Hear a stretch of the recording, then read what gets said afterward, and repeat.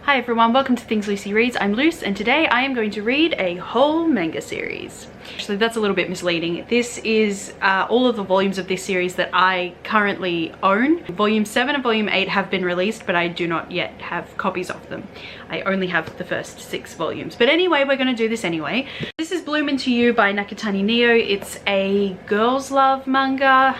Sort of. I've read 3 volumes of it already. Toko has feelings for you and has confessed, but you does not have feelings for Toko. And fairly early on in this series, it may even have been in this volume, they both stated that they didn't want to be in a relationship with anyone, and then Toko got feelings for you because Toko tends to get a lot of confessions from other people but never feels the same way about them. But then she develops feelings for you. So at the moment, it's a little bit uneven in that Toko has feelings and Yu does not, but Yu has said that she's comfortable with Toko having those feelings and also expressing them. She just isn't going to return them necessarily. And a big theme in the reviews of these books is that Yu reads as being a romantic.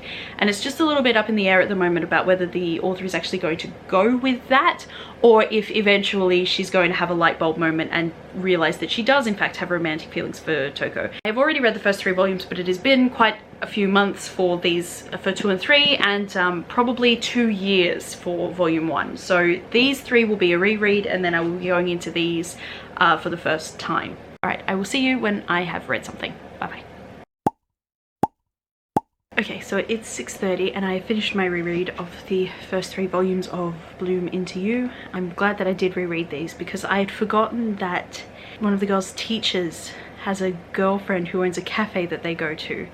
And I forgot that in the 3rd volume, Yu has a conversation with another friend who also says that he doesn't think that he'll ever fall in love and that that's, you know, not for him.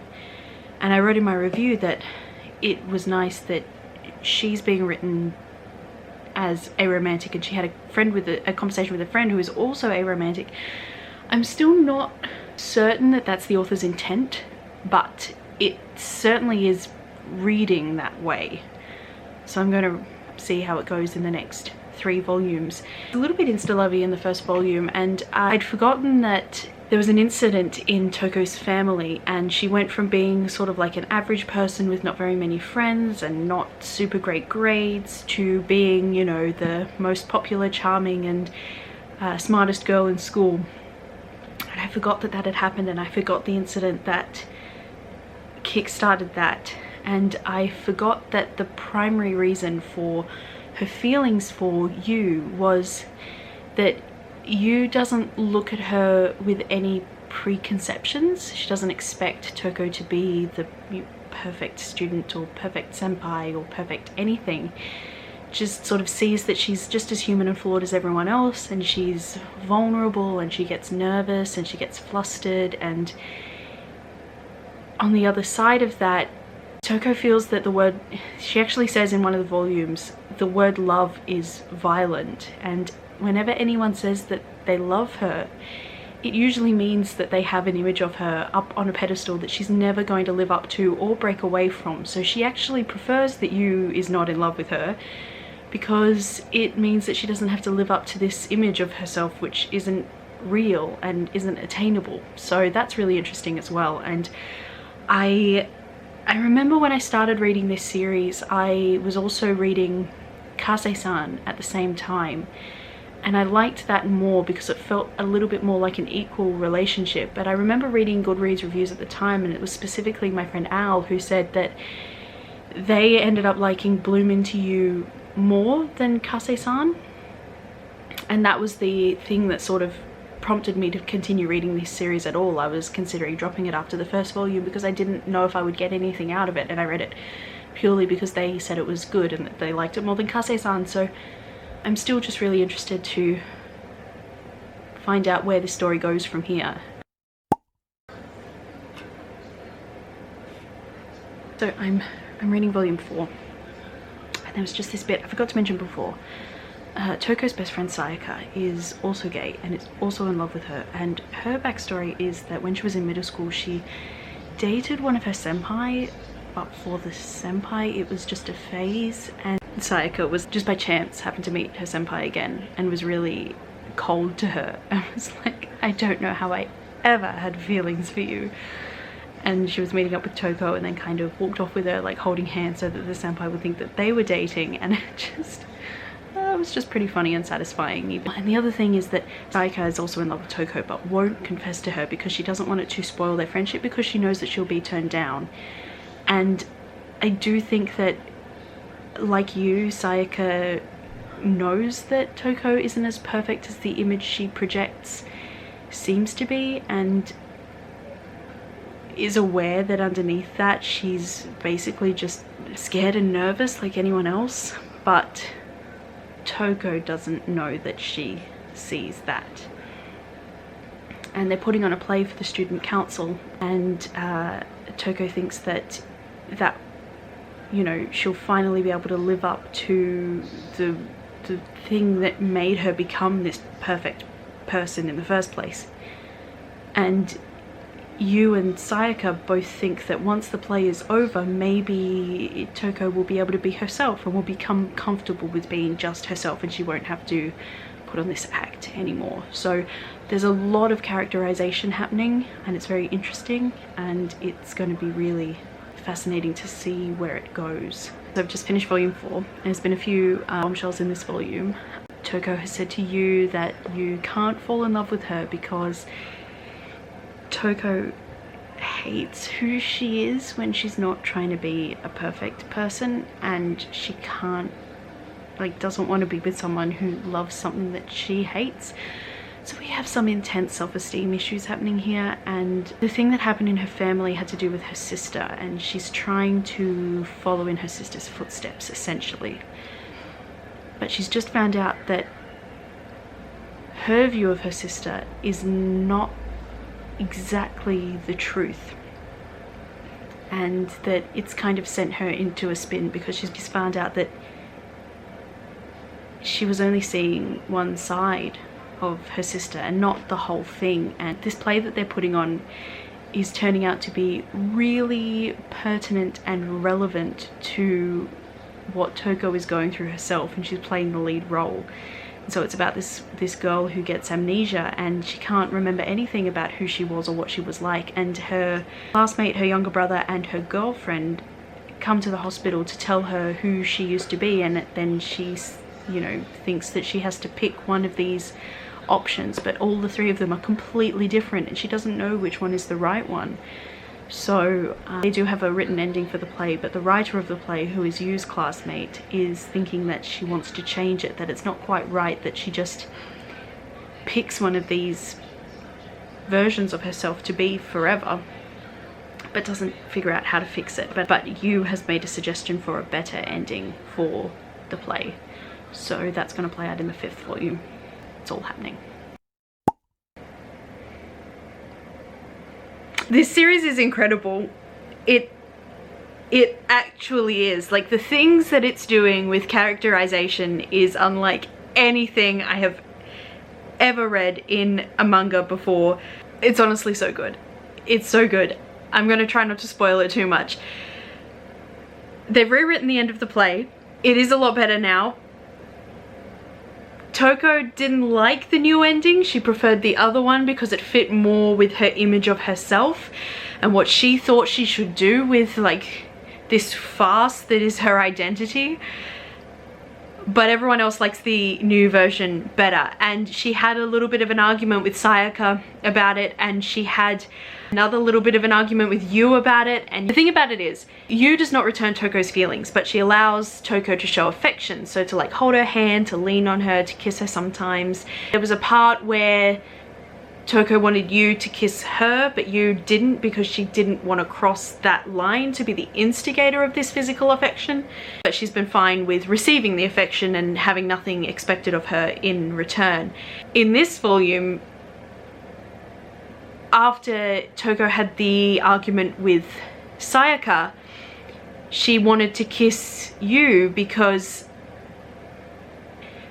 being in love with Yu is the only thing that she has for herself. It's the only time she feels like she's being her authentic self, and the only time she feels like she's real and exists outside of everyone else's expectations. But Yu said no, because she didn't want Toko to feel like she was worthless. And the thing is, Toko is held back by the expectations that she has placed on herself, which no one else has placed on her. She's assumed all of this like responsibility and this, you know, feeling like she needs to be perfect all by herself. And as far as I can see, there are no external factors contributing to that. Like her parents aren't expecting it of her. Like the point of the new ending of the play and the conversation slash argument she has with you at the end of the volume basically reiterate that all of Toko's friends only know her. Her friends just want to love her as she is, but she keeps thinking that she has to be this perfect paragon of a girl, and they just want her to be herself, but she doesn't know how.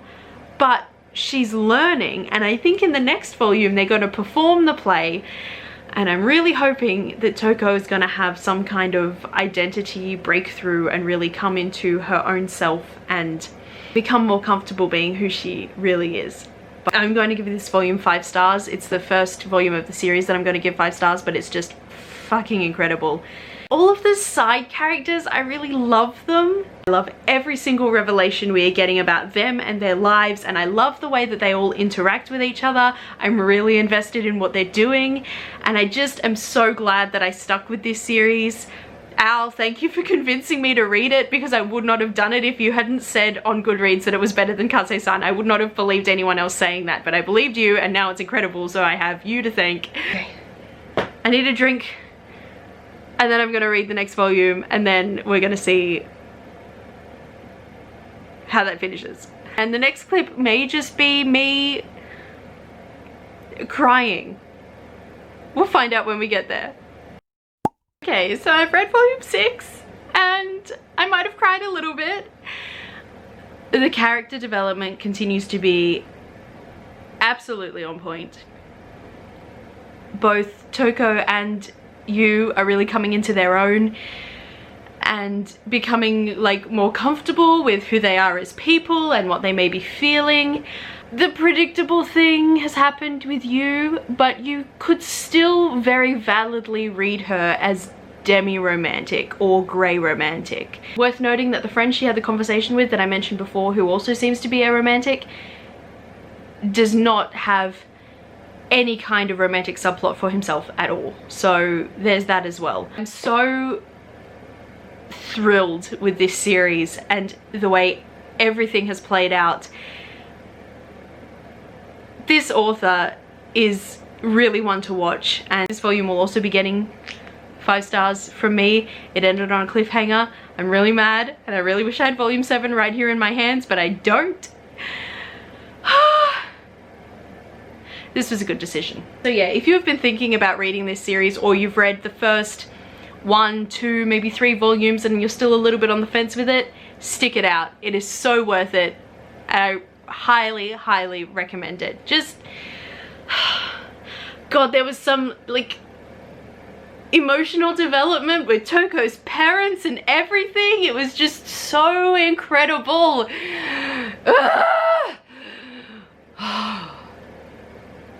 Just read this series, okay? I am going to live in abject suspense until volume 7 arrives, and then I will update you when I have read that one. It is now July, and I am finally going to finish this series and this video. Huzzah. I have acquired the final 2 volumes of Bloom Into You. It's volume 7 and volume 8, and I will be reading them now, and I will be wrapping them up. Last we left off, I just finished volume 6. I was really impressed with the characterization of Toko and the progression that she was making in her life, and now I'm just hoping that we get the same kind of fantastic characterization and respect for Yu. I'm very satisfied with Toko regardless. It just does feel like Yu, as the actual protagonist of the series, has been pushed to the sidelines a little bit in favor of Toko. But I will find out how it ends, and I am anticipating that it will be a satisfying conclusion no matter what happens. So we will find out. I will read volume 7 and get back to you. I'm back. It's been like 30 seconds. I forgot that we ended this volume on a cliffhanger specifically relating to Yu and her feelings. Just want to make a caveat that I can't sit here and criticize this for maybe going back on having an aromantic protagonist, because at no point did it claim to have an aromantic protagonist. It's just that Yu said, I don't feel romantic feelings for you and I don't want to date anyone, and I took that to mean that she was aromantic, which is not invalid, but it doesn't mean that I was right. It just means that that's how I was reading her. Just wanted to address that, just because my feelings about this series and Yu as a character are going to, and what I want for her and how I want her to be are going to change the more of the actual text that I read. I'm not going to criticize the text for not fitting in with my expectations. I am going to alter my expectations to fit in with the text. Just wanted to get that out. And something else that I've forgotten about in the interim is that Toko was completely fine with having one-sided romantic feelings, because other people feeling romantic feelings for her, to her, feels like an obligation that she must live up to. She was already putting herself under so much pressure to live up to this standard that no one was imposing on her but her. So if someone was to confess her feelings, she just clams up and can't handle the pressure of living up to her own ideals of herself plus someone else's. So without saying specifically what's happening, Yu has just said something that has thrown a spanner in the works, and now they both have to address their feelings about it and what it, you know, what that statement really meant to each of them, but separately. There's just been a little bit of internal narration from Toko here about what Yu has said that I think bodes well, because she's sort of been not intentionally selfish but very self-absorbed in all of this, but only because she's put herself under so much pressure to be this ideal person, which we are slowly but surely breaking her out of, and she is exhibiting possibly my favorite character growth of any series I've ever read, but we're not quite at the end of it yet. So there's just been an interlude with the teacher and her girlfriend, and I want a spin-off series about them because they're incredible. I just really enjoy that, you know, the teacher's girlfriend owns this cafe, so whenever it's usually Sayaka, whenever she is feeling like she wants to process something or talk it through with someone, she has somewhere to go and someone safe to talk to about things like having feelings for other girls, and it's just really, really lovely, and I really, really like it. I just love a queer mentor. I'm really happy. There's this quote from this series that I've had screenshotted on my phone for a long time because it was posted on one of those Instagram accounts that just posts a series of slides with quotes about love or whatever. And I thought that I'd already read it in this series, and I mustn't have, because I've just got to it. But it's a character, and they say to Toko, and it's basically her entire self-perception and why it's wrong summed up in one quote. It's really nice. Let me read it to you. It says, you know, love doesn't mean I never want you to change, but I don't think it means I don't care if you change either. So I suppose it might mean I believe that you'll always be the person I adore. A declaration of faith, perhaps. That's the problem that Toko has been struggling with for this entire series. She thinks that if someone loves her, then she must always stay as she is. She must be this perfect, idealized person, because if she's not, then they won't love her. So she can't ever slip, even just for a second, but she's already bowing under the weight of all of this pressure that she's putting on herself and the expectations that she holds of herself. So she doesn't want to be loved back, because to be loved back means to acknowledge that she's going to have to stay like this forever, and she already knows that she can't. So it's just taking everyone else slowly but surely teaching her that she doesn't have to be perfect in order to be worthy of their love. And she doesn't have to be perfect in order to be worthy of anything. She doesn't have to be perfect, she just has to be. And I think that's such a wonderful thing for any series to address and to teach to its readers, because it's the truth. You don't have to be great or do anything great in order to be worthy of love and respect and life. All you have to do is exist. You exist. It means you are worthy. And actually, I don't know if you've noticed, but this shirt that I'm wearing backs up my point. On the front, we've got Thor from Avengers Endgame. And on the back,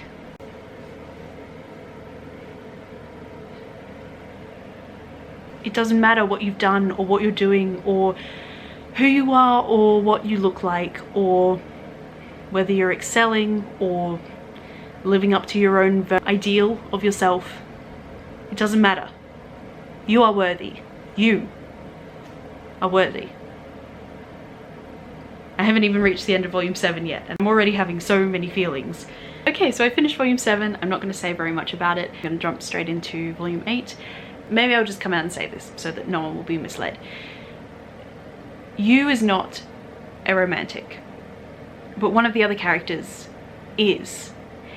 And she has been running away from these feelings to avoid getting hurt, and the character who is a romantic has just called her out on it. So you could argue that she's been questioning this entire time and has tried to fit herself in a box where she doesn't belong, and the other character can see it and is like, girl, you're just hiding away. You're just running away and I'm not gonna let you. So there is that. They don't use the word aromantic, but you can read between the lines pretty clearly. Their character is aromantic. So there's that, at least. I have faith that the final volume will be just as mature and positive and emotionally mature and literate as the rest of the series has been. There's been a confession of feelings. Toko handled it very, very well. It was honestly just so positive and subverted a lot of tropes that have been present in this series, even where someone confesses their feelings and then it destroys everything between them. It did not do that, so that was wonderful. And God, the more I read of this series, the more glad I am that I didn't tap out after 2 volumes and that I trusted Al's opinion and that I stuck with it, because this has been so enjoyable and fulfilling, and I'm almost sad that I'm now up to the last volume, but can't wait to see where it leads me. Well, I finished and it's pretty close to perfect, and I will be rating the last volume 5 stars. This volume had a fairly explicit but not graphic sex scene. Your country has an age of consent that is significantly older than 16. Just be aware of that. As I've said, I'm so glad that I gave this series a chance, and I don't even feel sad that it's over because I'm just so happy that it exists. And I'm really glad that I read it all in fairly short order, because I think that it's best read when you can read all of it fairly quickly.